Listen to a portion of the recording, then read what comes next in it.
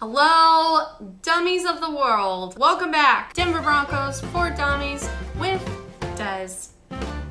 And I am coming to you live as a proud fan of one of the only 5 undefeated teams in the NFL. What's good, Broncos? What's good? And sure, we've faced 3 opponents who've had a combined total record of 0-9. But in 2015, we started 3-0 and look what happened.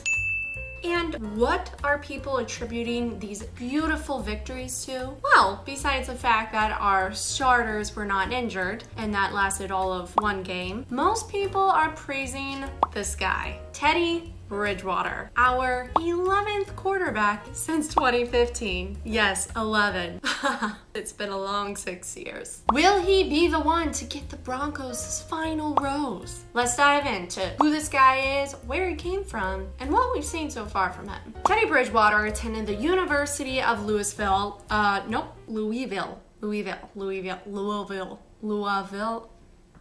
It's Louisville.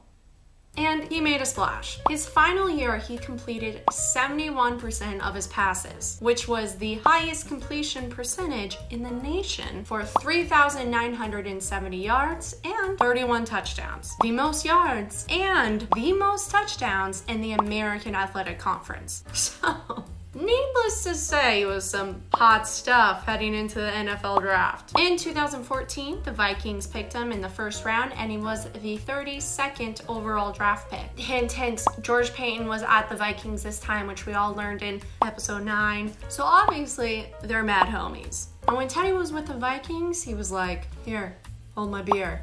Let me show you how this is done.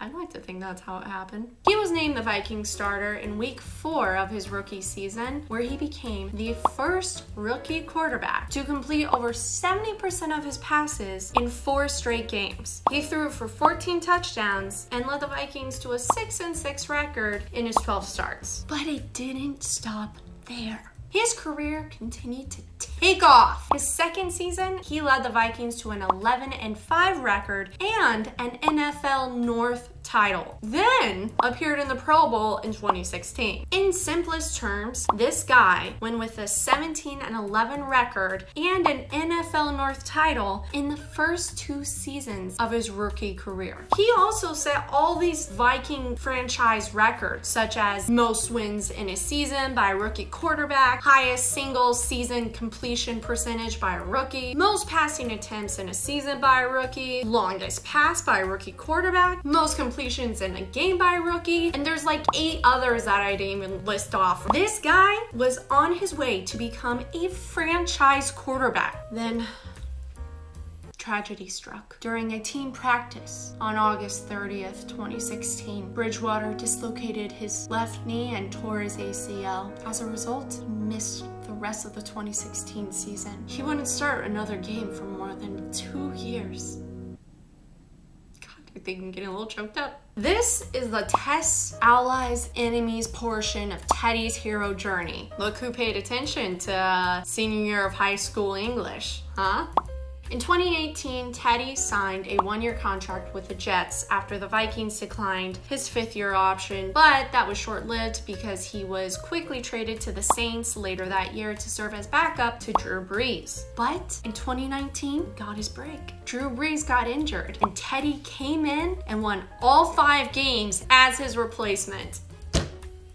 Go Teddy! And after that, he just continued to keep proving himself. The next year, the Panthers swooped him up for a 3-year, $63 million contract.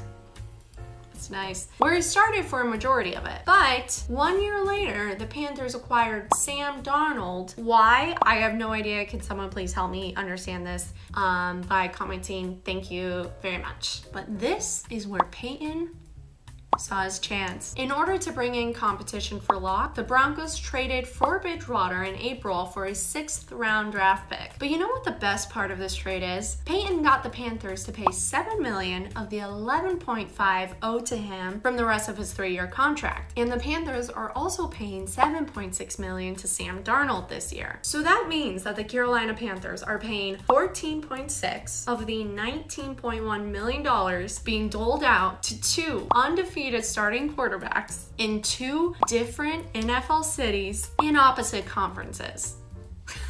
My hat goes off to you, Carolina. Thank you.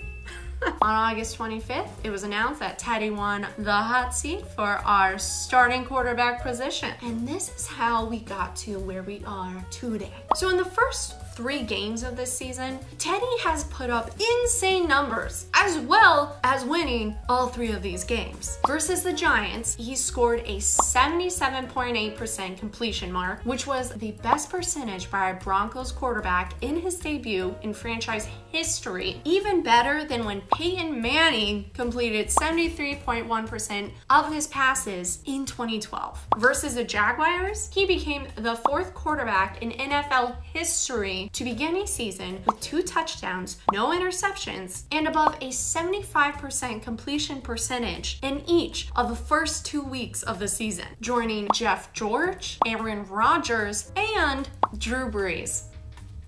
Full circle, people. And then versus the Jets, he completed 76% of his passes, which over the 3 games brought him up to a 76.8 completion rating, which is a Broncos franchise best and the best in the NFL right now. He is number 1, people.